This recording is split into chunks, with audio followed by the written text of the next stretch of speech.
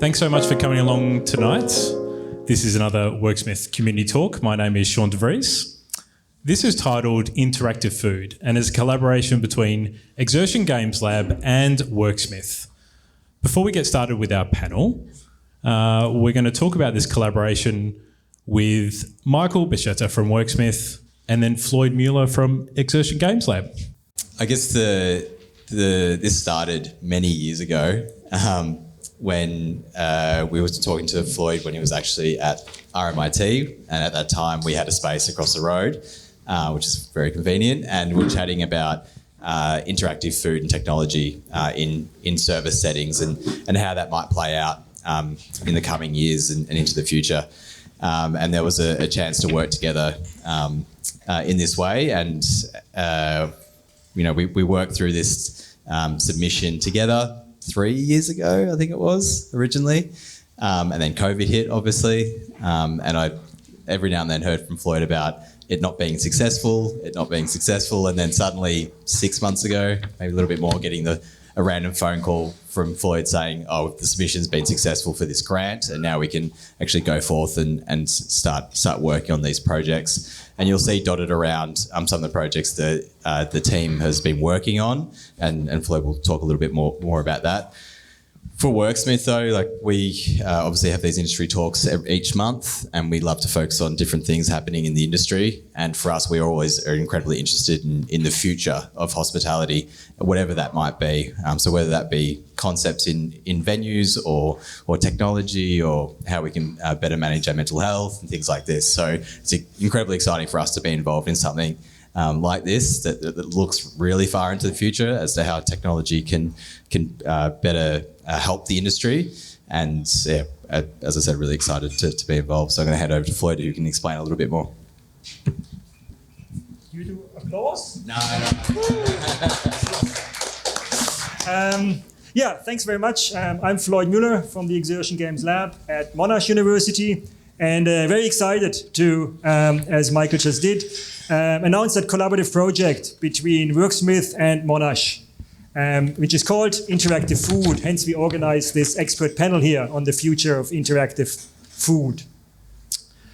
I'm a professor of future interfaces and direct the Exertion Games Lab, where we work at the intersection between technology, the human body, and play. And play is really important when it comes to food, right? Because food is not just energy intake, which I know a lot of, in particular, Silicon Valley tech types want to try to convince you to, that you buy their high-tech smoothies in order to eat faster so you can work longer and harder.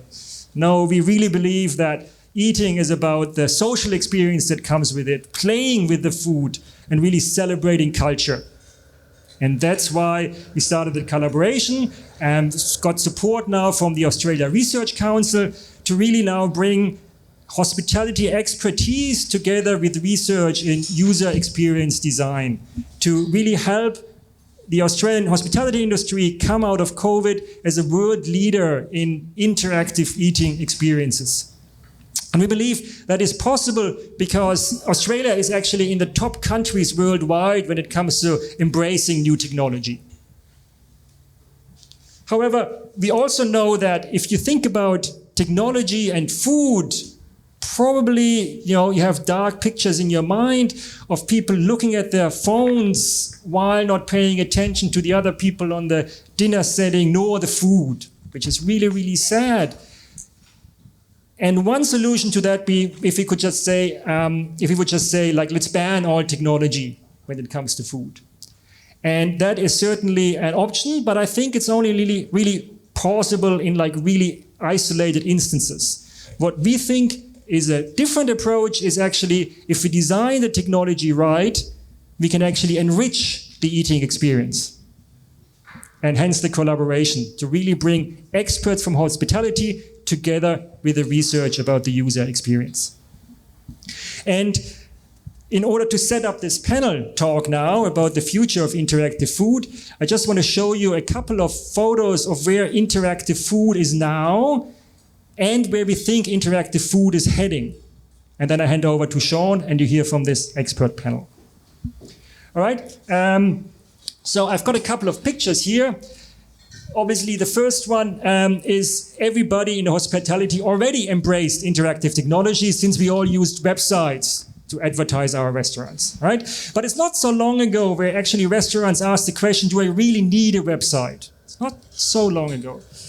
But then what happened, of course, you now book things online, so the actual interactive component moves a bit closer to the restaurant experience. And you now even use, from the restaurant side, interactive technology when people enter the restaurant. So you have technology coming closer and closer to the actual eating experience. But you also have interactive technology coming from the kitchen side. You've got things such as the Thermomix that gives an interactive experience to prepare the dish for the diner. And then you've got interactive technology come from the other perspective of you serving food, right? So this is an ice cream serving robot that was in Federation Square not so long ago. Unfortunately, it didn't make it. There is also a robot that serves coffee, and Liam here is going to talk about his experience with that. And there's now actually one in Doncaster that you can try out today. Then there is robots that drive around and serve the food for you. This is from the restaurant near the Queenwick Market. So again, technology is coming closer and closer to the eating experience. But what about the eating experience itself? I heard people already talking about Heston Blumenthal's dish. That's quite famous, where you listen via headphones to the sound of sea waves crashing while you eat seafood. So technology and food coming closer together. This is another experience. We had that here in South Melbourne, where it's actually projected on the table where the food is coming from in a kind of an animation. But for that, the owners actually had to go to Belgium to import the technology. But there is a lot of really interesting new technology developments happening. For example, here together with Rohit and Jan, we developed ice cream that some of you tried out. It's an interactive ice cream cone that plays sound while you're eating the ice cream. And it kind of plays on the joy that comes when you have ice cream. And I should point out, Ryan is over there, so please try it out with Ryan. He did an awesome job, and you can try it out afterwards and experience it yourself. Secondly, Jialin over there, if you can just wave over there, she's got these dancing delicacies where we seemingly magically move food on the plate to afford an interactive experience. So also please try that out afterwards, and then let us know what you think, because we're really interested in your feedback. Let me just show you a video of how the ice cream works. Eating together is fun, and so is eating ice cream. We believe that interactive technology can enrich these two aspects together, paving a new field we call interactive eating. We present WeScream, a playful social gustosonic system which consists of two wireless ice cream cones that allow users to interact with musical sounds generated through eating ice cream together. Our system supports coordinating eating experiences through composing musical melodies together.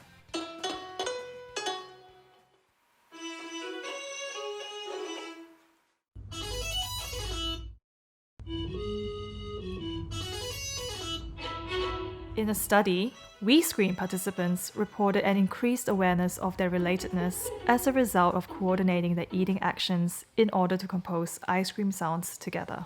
Eating was like playing a game, and it made me pay more attention to how I was eating, and it involves more connection with the other person when eating together.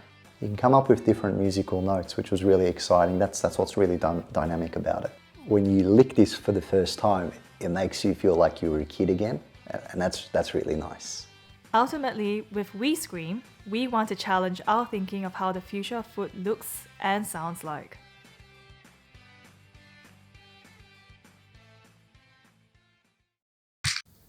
So to sum up, you hopefully saw that interactive technology can actually go really well together. And that's why we have this collaboration with Worksmith to really bring industry experts from hospitality together with user experience researchers. And with that, I thank you for your attention. My name is Floyd Mueller from Monash, and I hand over to Shaun and the expert panel now. Thank you. Thank you, Floyd. Thank you, Michael. Pleasure to host this panel tonight as we talk about the unique experiences and perspectives of the subject of technology's impact of food and drink. As Floyd said, we've got an amazing panel tonight. Leon Kennedy is the CEO of Mulberry Group. You might also know him from Proud Mary Coffee as well beforehand. And then Rohit is from RMIT. We're going to have a great conversation with Rohit tonight as well. And finally, on the end, Liam Wilkie is from Once Alike, and Floyd showed that fantastic coffee automation that he was behind as well. So to start tonight's panel, so we're going to have about 40 minutes worth of panel discussion, and there will be questions at the end where I'll ask those questions and we'll go through them as well. So just hold your questions to the end if we can. First of all, we're going to start with Leon, because he's closest to me. How do we blend hospitality experiences and technology for a positive customer experience, Leon, in your words? How do we blend hospitality experiences and technology for a positive customer experience? Oh, mate. Just an easy one to start with, right? A doozy. I should point out that I just spent the last 4 hours in a zero vortex. So I don't know how well equipped I am to talk about technology and food, but I'll have a crack. I think we do it pretty well. I think... let me start by saying I think there's a stigma that exists out there in the tech industry. I should also say I do some work for Automentum as well, which is a tech company. I'm employed there as a hospitality consultant. So I get a pretty good view of how things are going in the tech industry that supplies hospitality, as well as what's actually happening in hospitality. One of the observations I've made of late is that I think in the tech world, hospitality operators are kind of deemed as these notoriously bad operators when it comes to adopting tech. There's this kind of stigma out there that hospitality is just always quite late to the party. And I actually don't think it's right. I think that perception needs to be altered a little bit, because I think what you'll find when you actually look at hospitality operators is that you've got a group of people that are just constantly, in the tiniest increment trying to improve their business every day, right? It's almost like the market's so saturated that if you're not trying to get better, you're really probably not going to survive. And so it's not that the hospitality operators have a low propensity to implementing tech. What I think actually happens is that it's the customers, right, that hospitality operators service, okay, that you're kind of constrained by, because if they don't have a desire to embrace tech, then it's really, really hard to implement. So an example I'll give you is, say, for instance, I had a cafe. Okay, and say, for instance, in my cafe, I decide one day to change my almond milk, right? And say, for instance, I'm going to change my almond milk from one awesome brand to another awesome brand, all right? When all the almond milk drinkers turn up the next day, they don't just go with that. Most of the time, they lose their shit. It's like, if you make any change in your business, it's not met with oh, great, this is cool, let's explore this. It's met with, whoa, hang on, what's going on here? What's happening with your almond milk? It's different now. So I actually think it would make it a lot easier for hospitality operators to blend that experience with their customers if maybe from a tech perspective, the focus in terms of marketing and education and whatnot was actually more tailored at the end consumer.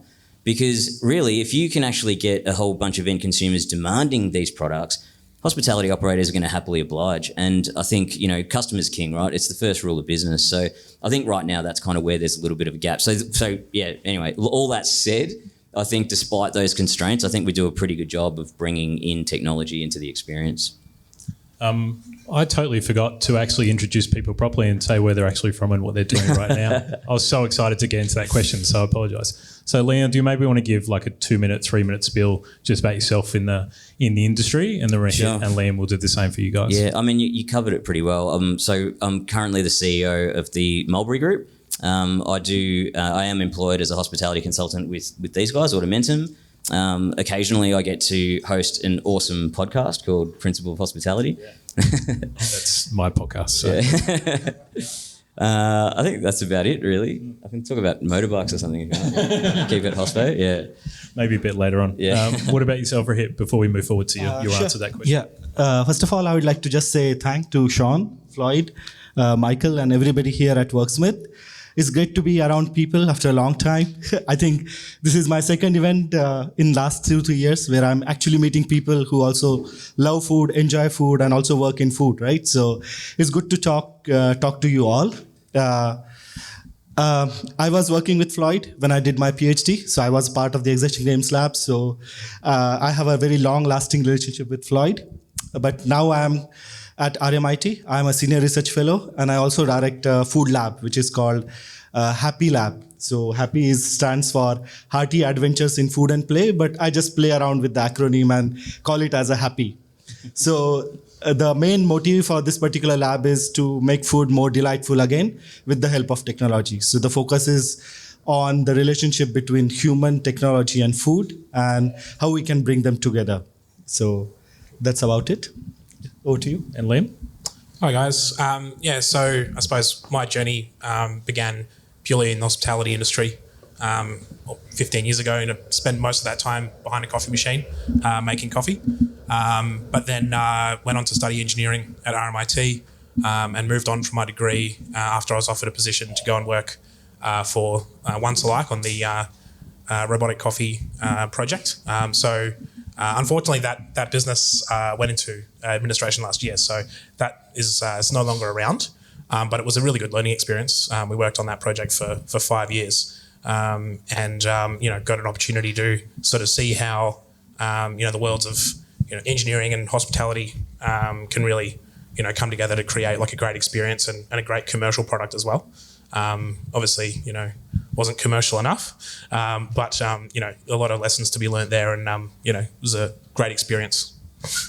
Liam, do you mind if I stay with you just with that first initial question that I asked Leon, just about the blend of hospitality experience and obviously technology? Like, how can we make that a positive one for customers?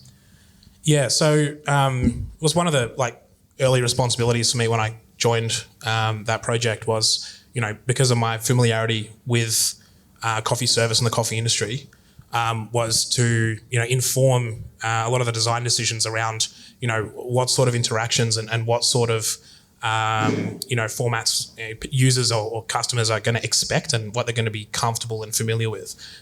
We had this quite confronting fully automated piece of machinery that was going to make you a latte, but there's a lot to break down in that sort of system there, and all those points where the user's going to interact with that system need to be considered, and we wanted to try and make sure that we could make it as familiar and as comfortable as possible, because as mentioned by Leon, customers king, and using my sort of hospitality background to understand how people expect their coffee to be served, what people's expectations are with how they go through the process of ordering a coffee, and then designing all the systems that people are interacting with when they're going through those processes were really, really important. And so I think hospitality is really well placed, I think, for trying to add experiential components of technology into the industry, because we do focus almost entirely on experience. There's definitely a transactional component in hospitality and food service, and there are elements. There are different businesses that operate in that way. Where you might go to your 7-Eleven, get a $1 coffee. It's still experiential in a way that it's convenient and it's fast and it's relatively consistent. But at the other end of the scale, you've got some of the experiences that we saw on the slideshow, and I think using the knowledge and experience that hospitality professionals have about what is the expectation, what sort of user experiences work in those environments, are going to be really, really paramount in getting technology to be implemented in ways that benefit not only the hospitality businesses, but also improving that experience for the customer. What about yourself, Rohit, in the work that you're doing sort of at the moment? How are you seeing that being a positive thing in regards with tech and the hospitality industry? So actually when we think about technology in hospitality, right? So there are three strong pillars. There are consumers who are actually who would consume the food, the technology and the food, right?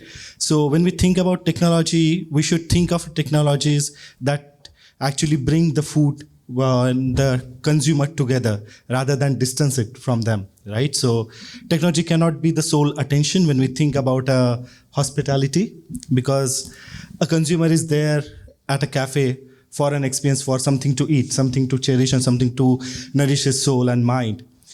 technology can be there to enhance it, but it cannot be the sole attention, right? So when we think about positive experience, we have to think about, is it to what extent it is affecting my relationship with the food? That's the point Leon was bringing in, right? Like food is very personal and very situated and very unique, and person thinks twice before trying out something new. Because food is something that is not like a new phone which I can just experiment with, or a new jacket that I would like to try on. Because something that you're gonna consume and something that goes inside your body, you would think twice, right? Because it would affect how you physically feel, how you socially feel, and mentally feel. So the familiarity of the experience, how much I already know of, and the context in which I'm eating, they both play a role. Yes. I think one of the things that's important to note just with this whole question, right, is that, the question is, how do we blend hospitality with tech to make the experience better? And I think the most important word in that sentence is better. You know, like I think that's like better isn't just different. You know, like I think when it comes to innovation, true innovation occurs when, you know, the end result is actually better for every person involved. You know, I mean, if you don't consider every stakeholder when you're making change, it's a really slippery slope, and you can end up being one of those cafes that serves deconstructed lattes. You know, and no one's winning in that scenario. So, you know, I think that's really the guiding light in the whole thing that I think sometimes gets a bit overlooked, you know, for the sake of just something that's different and innovative, heavy quotes. I just want to have on the record that I love a deconstructed latte, but that's okay. Liam, I'm going to go back to you from an engineering perspective to start with. Automation is starting slowly to become not normalised, but it's starting to come into different parts of the hospitality industry, especially in the US, slowly coming here, especially with what a great product that you created. How do you think from an engineering perspective we can actually push automation forward in the hospitality industry successfully? Yeah, cool. So I think probably the most obvious one, and I think it's probably foremost on most people's minds, is, and it's also, you know, evident in looking at the ways that we're seeing tech enter the hospitality industry, is, you know, a lot of it's focused on cost.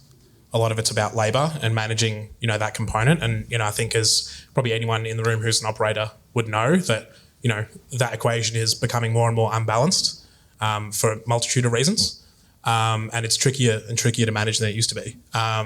And, you know, we can see that in the adoption of, you know, different and more optimal POS or, you know, ordering systems and, you know, integrated front and back end, back office services, and the same with online booking and things like that, which, you know, allow, you know, these elements of, you know, operating a business to, you know, be easier effectively. It's just removing a pain point. It's about being better. And, you know, same with in coffee service specifically, you know, we've got auto tamping machines, we've got auto milk foaming machines. You know, at the end of the day, they let you make more lattes per person, or they make more consistent lattes. It's a really simple, you know, solution that they provide. And, you know, not only that, I think there's also, you know, a bit of a safety component in there as well. I mean, anyone who's been on a bar and, you know, made 1,000 coffees or 500 coffees in a day, you know, would say, yeah, it's hard work. And, you know, you're not meant to, you know, engage a portafilter in a coffee machine 500 times. You're, you know, day in, day out, it's not good for your joints. And, you know, most people who've been through the industry have probably got the, you know, repetitive strain injuries and such to show for it. And, you know, same with automated tamping, you know, bringing a solution to that problem. You know, it's obviously a nice thing to say, oh, it's great, we don't have to tamp. But I mean, for any big company that's looking, you know, for operating at scale, you know, these become real liability problems too. So it's a safety issue for staff and, you know, the users of the equipment themselves. But, you know, it's a very simple commercial decision for someone like McDonald's, because, you know, they're going to be going through a lot of people and they'll be exposing themselves to a lot of risk if there's a known issue around a process that, you know, they're you know, allowing to continue. So, they sort of seem to be quite mundane, and they're not the sort of, really like exciting aspects. But I think, using those sort of points to try and drive change will definitely, see us creating new experiences that solve those problems as well. Doing an automated coffee machine, people love watching it, and it was exciting to see. But it meant that you had really consistent coffee, and you had awareness of how far away your coffee was going to be. You could order your coffee, via an app before you arrived at the machine. There was a whole load of experiential benefits that were packed into that because of the automation and the data that it could provide. So I think, awareness on what sort of impact you can have when you start to, digitize processes or create data from processes, then leverage that data to, improve either, the operation commercially or get a better experience. Yeah. Is probably where I see, the focus should be on the engineering side. What do you think, Rohit, about this as well? Like in all the work that you're doing, and obviously you're very close to anything regarding, automation in the hospitality and food industry, right? Like, how do you think we actually push automation forward from a perspective of yours? Yeah. We can see this in terms of the chronology of the activities that happen around hospitality. So let's take an example, right? Like I arrive at a particular cafe and I order a coffee, right? So the activities that involve during my times, first of all, is like somebody would be there to prepare the coffee for me, right? So now let's imagine that, let's replace that person with a technology like a robot, which Floyd was bringing in and Liam was mentioning in, right? So from a efficiency perspective or from scalability perspective, a robot could definitely be of value because there is a precision for the human error is lower. They can operate at much faster speeds, so somebody can able to do coffees at much larger scales. But if we look into from an experience point of view, it might be a fun for somebody to look and watch how a robot operate and make a coffee for the first time, for a second time. But would it be a fun for 10 times? Maybe not, right? Or if you think of every other cafe has a robot there, what's new you are bringing in there, right? So from an efficiency point of view, there is definitely a merit of having technology to help you prepare something faster, something more efficient, something more precise. But I take slightly different view that it might not be experientially that appealing on a longer term. Move to the next activity, for example. It's a bit longer answer if you're okay. Is the presentation, right? So imagine that coffee has been prepared and then now it is being served, right? So if you guys know Charles Spence, who is like a very popular experimental psychologist from UK, who has done a lot of studies around human perceptions around food and food industry. So he talked about the value of visuals, right? So if somebody has given you just a coffee in a normal coffee or a 7-Eleven coffee compared to a coffee with a latte art, your perception towards that particular coffee would be slightly more different. You would value it more, even though the ingredients, the things that got it into making that coffee are the same. Right? So there is definitely a potential in terms of making something more beautiful, because we as a human always love beautiful things, right? And why not food be beautiful? And in that situation, 3D printers, for example, which I worked earlier, 3D food printers can be of value as a technology, because 3D printers works and it brings the digital to cooking, right? So, there would be many amongst you who are very skilled in making food much beautiful, right? But someone like me may not be that much skilled. So maybe a technology like a 3D printer can help in helping me making my food much more beautiful to look at. But should we stop right there just by making something which, let's say, take an example of chocolate, right? Like a chocolate as a rectangular cube was a chocolate that in a shape of an Eiffel Tower or a flower, right? But can we take a step beyond, right? So when I was doing my PhD, Floyd and I, we worked on a project where we thought like, if we have a technology like 3D printing who can work with the data, why not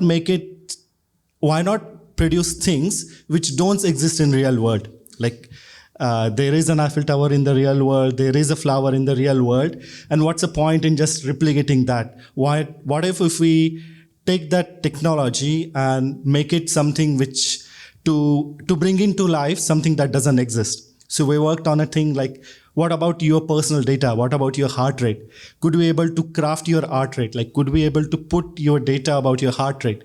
Like, most of you might be familiar about Fitbit and other personal informatics technologies, right? Usually that technologies chunk all your activity into numbers and graphs, right? And you see, okay, I've taken 10,000 steps, or I have run this much miles. But would it be nicer to have that data being represented now in a chocolate? So that's where a 3D printing or a technology like that could help you, like where the calories that you expend by doing an exercise, you can have a souvenir representation in the form of a chocolate or a 3D printer. So that's where a presentations where technology can come in. But the most important bit, like this too, is the consumption bit, right? Where, and I touched upon it briefly, and Leon was also talking about it, is that food being very personal to you, it's much more tricky to introduce technology there, because people would be far more receptive to that idea that even if you change the brand, like as Leon was mentioning, like almond brand of X versus almond brand of Y, because I don't have an association. But here the technology can help in bringing that association, right? Like I come from India, so maybe technologies could be there to actually facilitate that nostalgia of having or being to some places, or bringing that. I remember one particular project from RMIT Media Lab where they worked on this idea that why does the dishes made by your grandma always taste better, right? Because there is more to making of the dish than just the dish itself. So they took it slightly more, I could say, little more controversially. So they tried to capture the sweat of a person, and then you then transform and bring that water. So while you are kneading something, you can use that particular dough. So it was a project, but that's a possibility, right? With the technology, if mails are being delivered, why can't sweat be delivered from one person, one place to the other?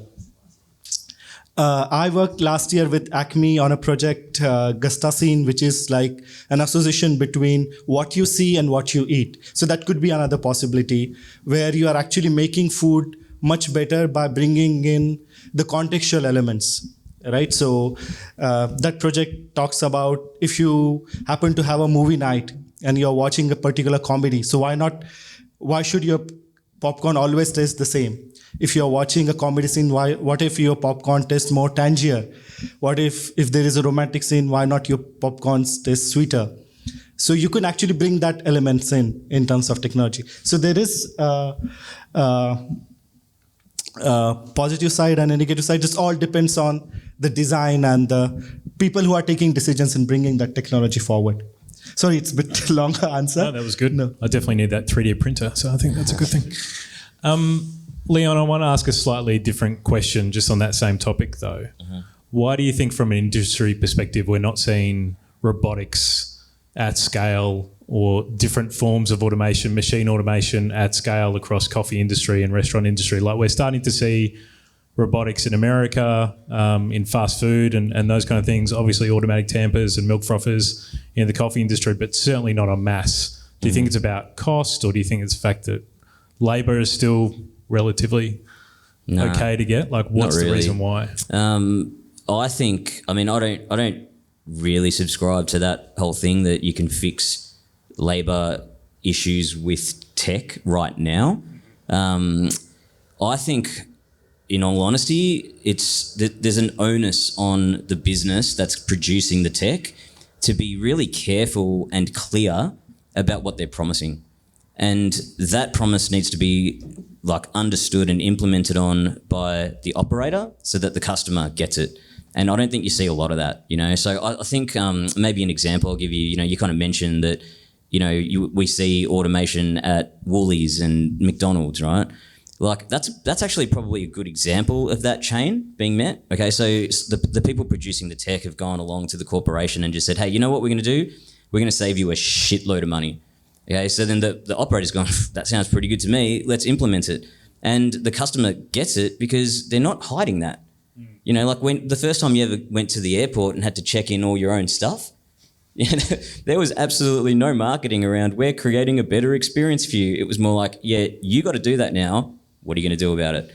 You know, but it's clear, right? Like everyone gets that and they go, cool. So I'm yet to sort of see that on a smaller scale. So I guess, you know, where I go to is, you know, we're talking about the Rovi, right? The robotic coffee barista thing that, you know, Floyd sent an article around at the start of the week. So, you know, I went and checked it out last night.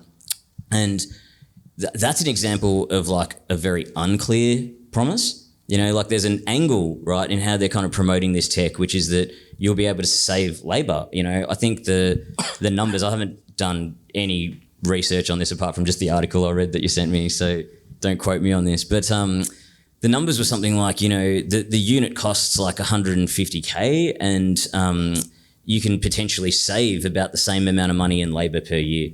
How the hell are you going to do that, right? It's never going to happen, right? But maybe the tech will get there at some point, but it's not ready now. You know, I mean, that machine, you know, it looks cool, and I was watching it make the coffee, and there's obviously some flaws in it. Like the machine can't tell if the shot doesn't pour perfectly and then replace it and start again. But let's just, you know, assume that that's even okay. Like, man, watching it make one coffee, I know, and I haven't made coffee in like 6 years. I know that I could jump on a machine and make at least 2.5 units in the time it took to make one. So where's the labour saving come from, you know? And so I just think it comes back to that thing where, you know, the people making the tech need to be really clear about what they're promising. Otherwise, it doesn't really find its way to that end consumer. And like I said at the start of the thing, if the end consumers don't get it, we can't implement it. Really good points. My final question to each of you before we hand it over to the audience for some questions is how do we know when we've gone too far as an industry in regards with automation, robotics, everything around that? How do we make sure it's a positive? Going back to my first question about a positive customer experience, which is the most important thing that we need to uphold. Liam, if I could start with you, and then Leon, you can have the last word. Yeah, I think, I mean, might be a bit of reiteration here, and it sort of touches on what Rohit mentioned. I think there's very little value in novelty alone. And like, you know, with the work that we did on Once Alike, you know, we knew that, you know, people are going to find a robot coffee machine exciting the first time they use it. But, you know, we effectively, you know, didn't count on that to make people want to come back and use it. We had to actually provide like real value and real benefit for people. And, you know, it's the same thing about, you know, sticking to your promises and being really clear on your messaging about what the benefits are. You have to provide, you know, really, really clear benefits for, you know, either a commercial benefit or an experiential benefit. And if you're not, you know, sticking to that, if you're not being honest with yourself, you know, if you can't take a step back and be objective about it and say, is this actually better? Or, you know, even being honest with feedback that you receive, you know, collecting data from users. You know, obviously it depends on whether you're talking about something that's in a development phase or something that, you know, you're rolling out, you know, to use some new piece of tech in your existing venue. You know, obviously those situations are both very different. But, you know, the data that you collect in terms of feedback from users, you know, something you also shouldn't ignore. You know, just the novelty of something being new is doesn't have any longevity. And, you know, the way that we saw, you know, the future of, you know, the hospitality industry was, you know, as Rohit mentioned, when there's robots making your coffee everywhere, suddenly it doesn't matter. You still have to be the best at what you're doing. You still have to offer the best of whatever it is. It's the best tasting coffee or the fastest, or you've got to have, you know, some benefit for the customer. And, you know, we were really focused on delivering that. Like, we wanted to make sure that not only was there a novel aspect, obviously, which, you know, you can use maybe for some marketing or to drive a little bit of hype, but once that cherry's popped, that's it. You know, until you enter a new market or, you know, you have a new angle, you know, that's done. So I think, you know, that sort of stuff is only really useful for, you know, marketing and publicity potentially. But longevity wise, yeah, you've got to be honest about the true benefits of it. What about yourself, Rohit? What do you think? Yeah. Thank you so much.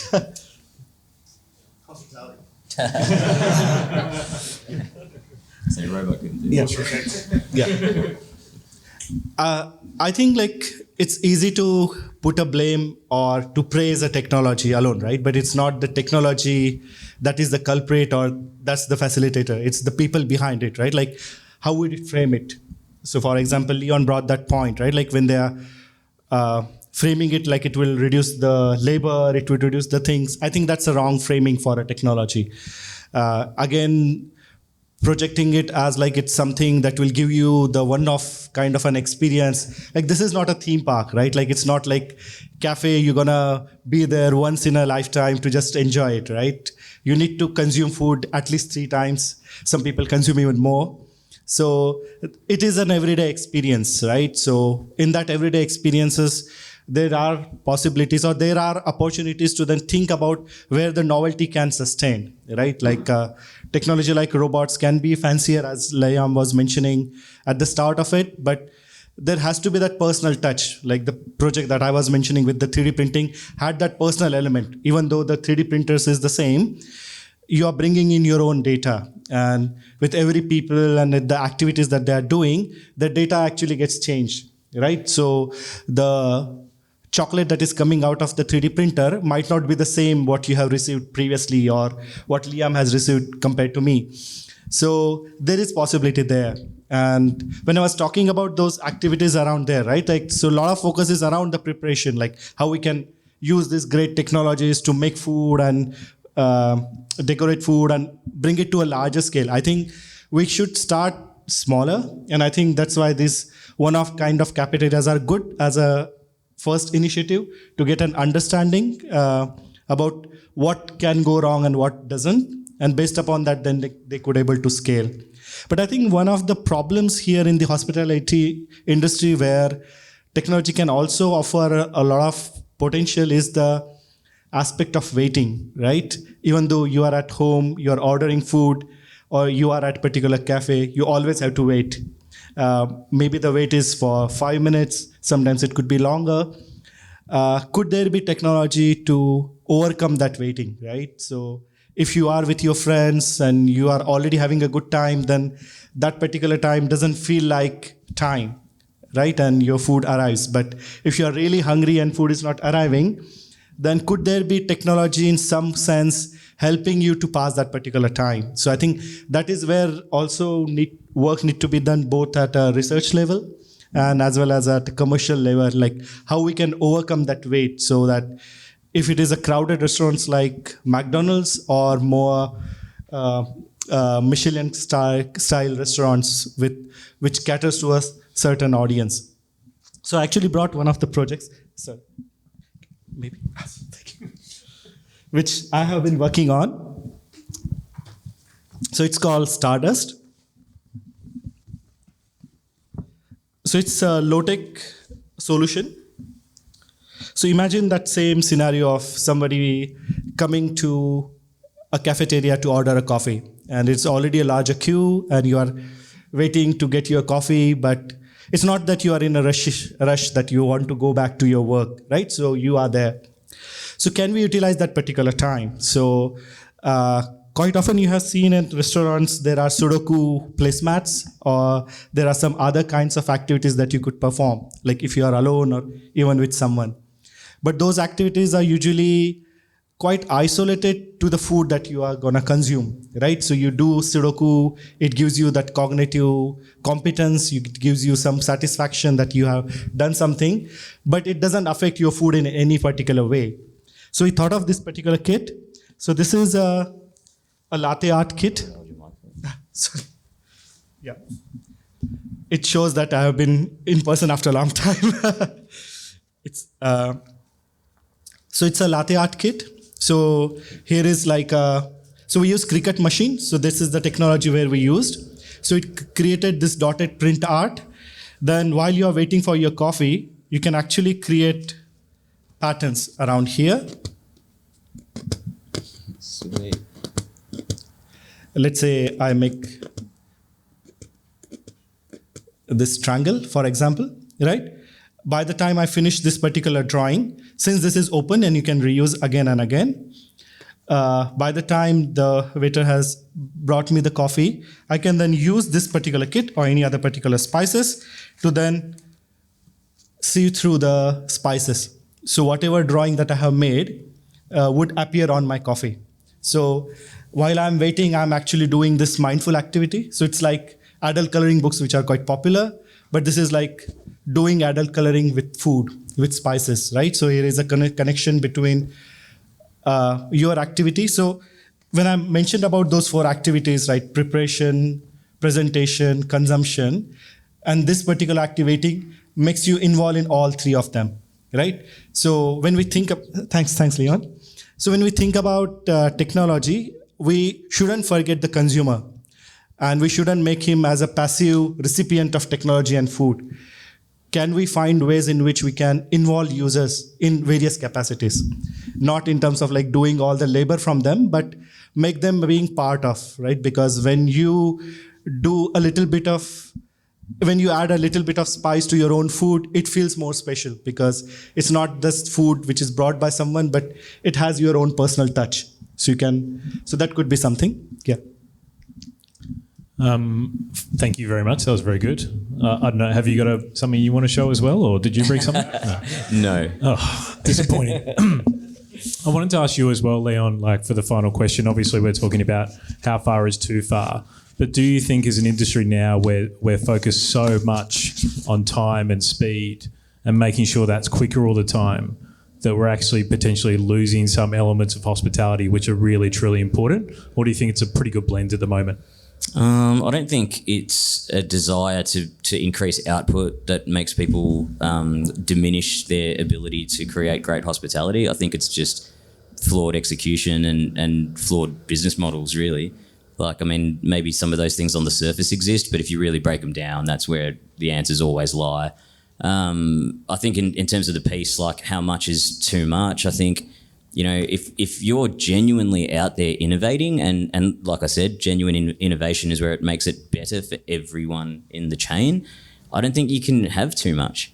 You know, like I don't think that is a thing, you know, like I think we're all hardwired for that, you know, to be getting better. I mean, you know, self-actualization's the highest order need, right? And we're always wanting to do more and be more. And if there's things that can genuinely help us do that, people are going to be all about it, right? You see it in consumerism everywhere. I think realistically, like maybe more from a operator's perspective, like I think it just comes down to being able to genuinely help. Like, so, you know, for instance, at the Mulberry Group, you know, everything that we're trying to do is really about creating really authentic experiences that will support the communities around us in a way that creates positive impact. You know, and all of that is stitched together by this idea of connection. You know, human beings are hardwired for connection. We're all about trying to create spaces that enable that. If you can find technology that genuinely helps us do that better, we're in. Like, I'm all about that. But if you're kind of bringing me technology that's kind of like, hey, it's going to do this particular thing and it's actually only phase 1 and we still need to test it and then learn and make it better. It's like, how about cool? Like, let me know when you've got there, you know, because hospitality is an industry that just has so many moving parts. You know, unless you're bringing a finished solution, it's really just bringing more problems. And most operators are, you know, the business owner and the head barista, and they haven't had a day off in 18 days and all the rest of it. So I think it needs to be a more complete package. I'll just jump in on that as well. Yeah, go for it. I think, like, just on that as well, like, it's probably something that, you know, you'd agree with is, you know, like the risk profile for most hospitality operators is generally pretty low. Like, in terms of, you know, taking risks on something that's unproven or, you know, could potentially impact your business. We all know, you know, how fickle the industry is and how difficult it can be to build a profile and build a business and be successful. You know, in exactly the same vein of like wanting to, you know, take on something that's unfinished or incomplete or in some state of development. You know, it's totally understandable that an operator, you know, wouldn't want to take that risk because they've already, you know, put in the effort to build their business up to a point that's, you know, operating smoothly and they've got their own processes and procedures. If you want to insert yourself into that environment, again, you just have to be better. You have to actually be improving it. There's a huge risk, even if you're just trying to test something.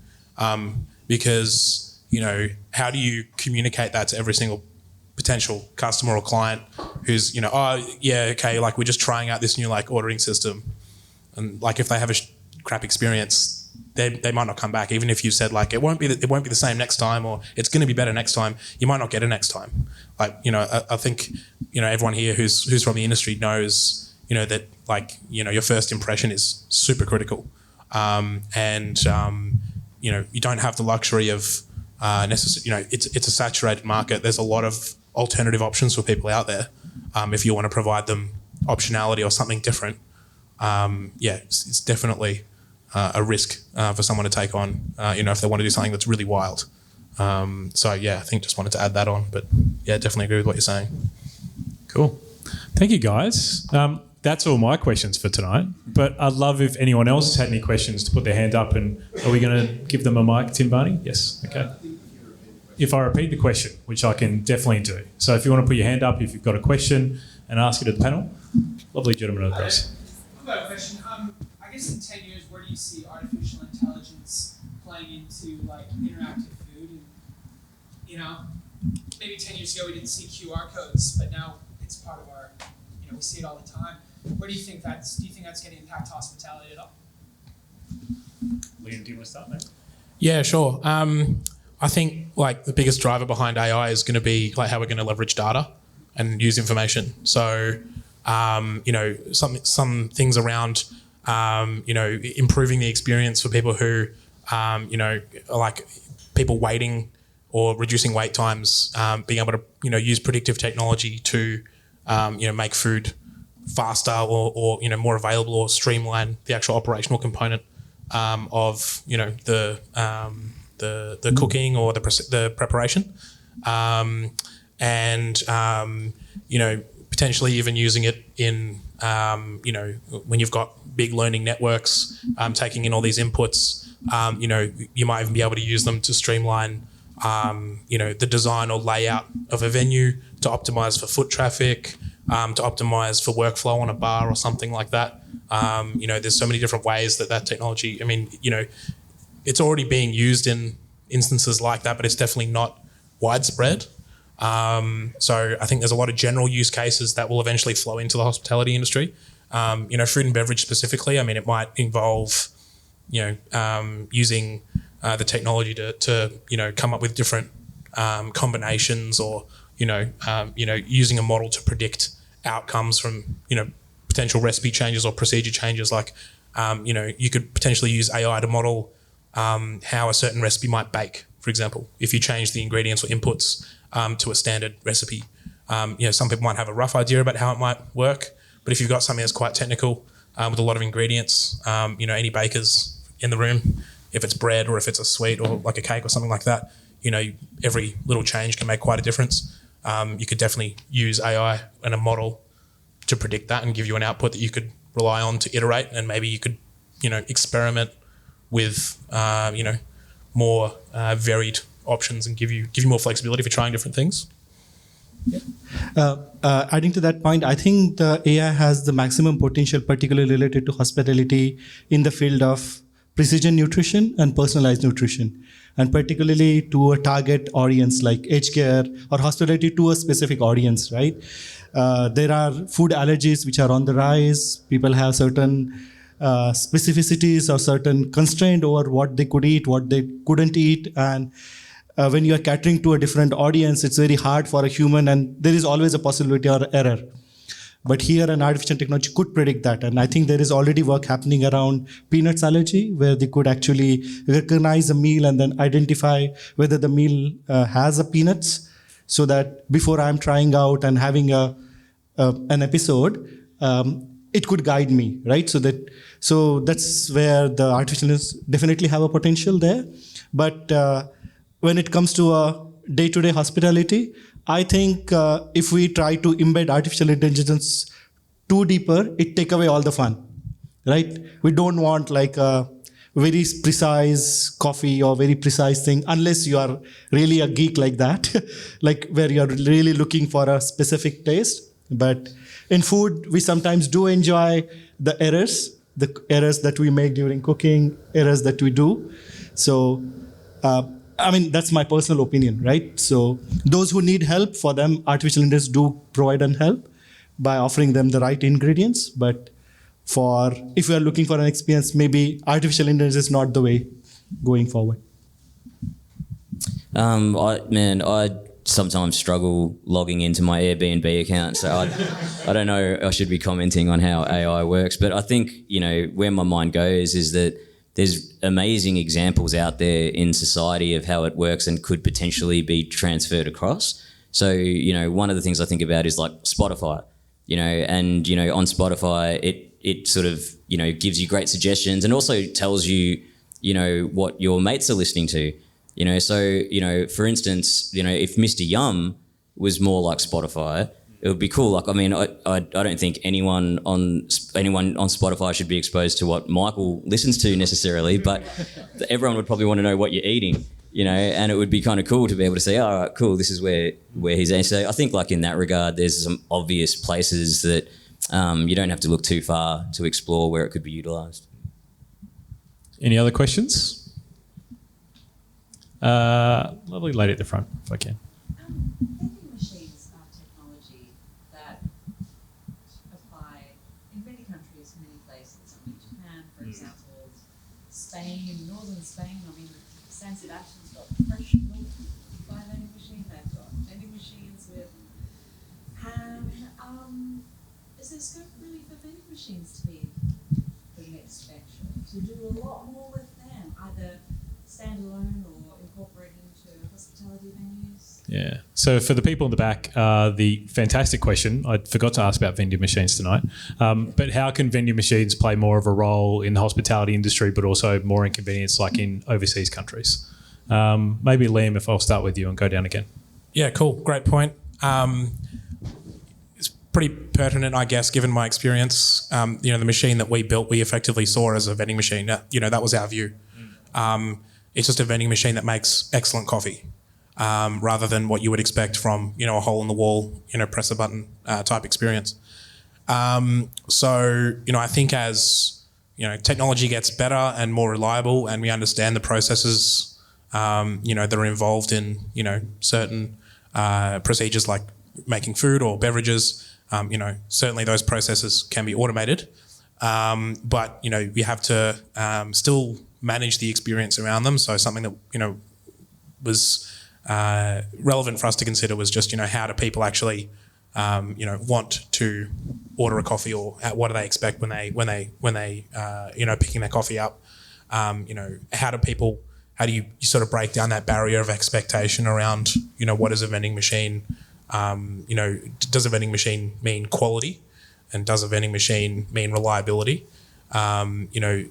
Definitely, if we can, or if those sort of areas, because a lot of the time a vending machine, the expectation is it's about convenience, it's about packaged products, long life product. Not to say that, we can't go down the path of different offerings with that sort of structure, but, it has to involve a lot more, human-centered design thinking and, being mindful of, the impact that the sort of unattended service experience, what that actually communicates to the user.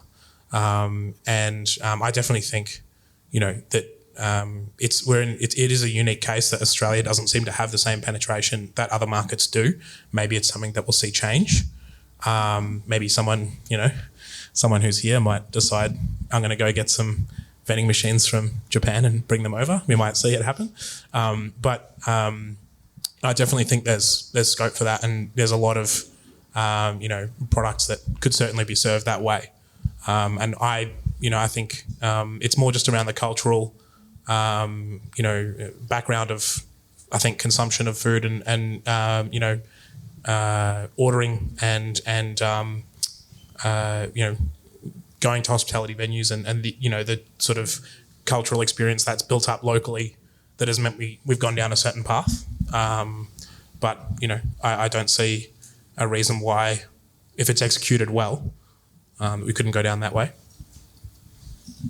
Yeah, I think it all depends on the target audience for the vending machine, right? I always compare vending machines to self-serve checkouts, right? So they are meant for people who are always busy, always on the go, and then somebody for whom the vending machines offer that particular precision, the convenience. It's something that you know of, and you can press a button and get something that you need. You could add more experience, more experiential qualities to vending machine, but then the question comes is like, it is what needed. Like if somebody is already in a rush on the go, would you have time to actually then interact with the vending machine if the vending machine suddenly becomes like a robot serving vending machine, right? So we have to identify the intent and the aim with which the consumer is approaching that particular thing. So for your vending machines, I think it's always about the convenience that Liam was talking about and the easiness with which, like I know vending machines, how they operate, and it's consistent throughout. So I could quickly grab something that I need and then go. But Well, I was going to say, but in Japan, some of the vending machines are not actually machines. It might be a vending panel. And you choose the ramen that you want, and you choose any extras, and you pay your money. You then hand over to the chef, and then the meal comes out. So you still have that personal experience. But if the service person isn't required, they're performed by the machine. So there's a lot of different ways to do it, and it doesn't have to be cheap. It doesn't have to be anything in particular. It can be whatever we want it to be. There's a lot of freedom that nobody's really exploring very much. Could I jump in on that just a little bit? How would you compare that to sort of, like if you've experienced it, like the QR ordering in certain cafes? QR codes are really good. I guess it kind of works best as a solo diner. When you're dining in groups, you often outdo each other and it gets a bit messy, but no, I mean, that works well also. Yeah, I just think it's like, I know what you're referring to around the different sort of ways that automated interaction can be. Micro restaurants or micro food offerings would be possible with this other technology. Yeah, we're definitely going down the path of, these different sort of interactive experiences being added into the mix. And I think, COVID sort of forced our hand with a lot of those. And for the better, I think, in terms of the fact that we're getting to, we were sort of forced to maybe implement some technology that now we're actually being able to sort of leverage and get some value out of. Certainly, are there ways that you can use, an interactive experience to automate even a portion of the service? Yeah, definitely. I love a good vending machine, and I think they're massively underutilized. I don't think I've got heaps to add. I can share a quick story though.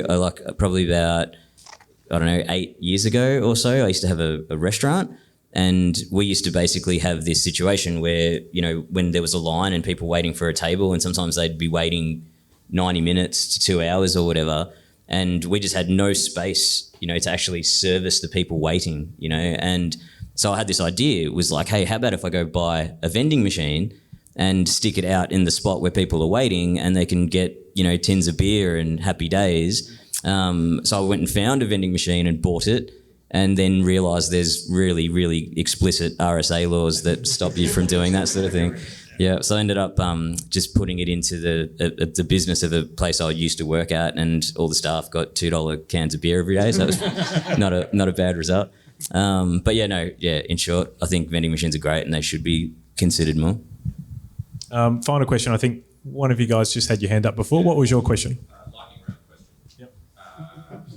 Last question. Now, what's the piece of hospitality sector that you would recommend me or everyone here to go look at right now? Might be ready, might be almost ready, something that you're excited by. So hospitality tech, you said, sorry? Yeah, software or hardware. Yep. So what hospitality tech would use right now is the question. Because you had your microphone up first, you can go first, Liam. Honestly, it's a bit of a soft answer, but I think going out and checking out Rovi is kind of cool. Like, man, especially for someone like yourself, right, who's like, knows so much about that part of the industry. It'll be, I think it's a really cool experience, just to see how well packaged it is.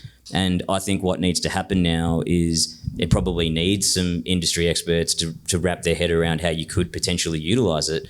So, we come back to the whole vending machine thing. Right now they're pitching it as this thing that's going to save you labor, and I don't see how the math stacks up on that.